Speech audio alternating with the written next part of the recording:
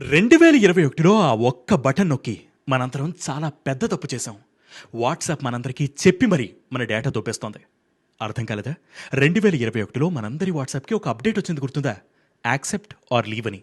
మీ ఫోన్లో ఇప్పుడు వాట్సాప్ ఉంది అంటే మీరు 2021లో యాక్సెప్ట్ బటన్ నొక్కారని అర్థం.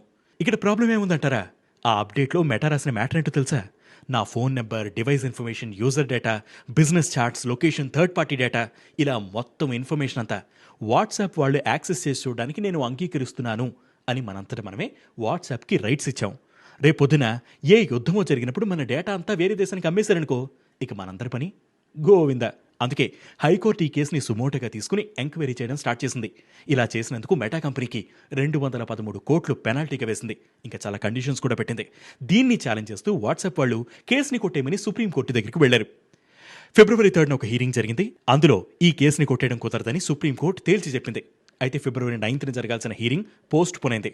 మళ్ళీ హీరింగ్ ఎప్పుడు ఉంటుంది అండ్ దాని అప్డేట్స్ ఏంటి తెలియాల్సి ఉంది. సో మీరు కూడా ఏదైనా ఇంపార్టెంట్ ఇన్ఫర్మేషన్స్ని వాట్సాప్లో షేర్ చేస్తున్నప్పుడు కొంచెం ఆగి ఆలోచించి చేయండి.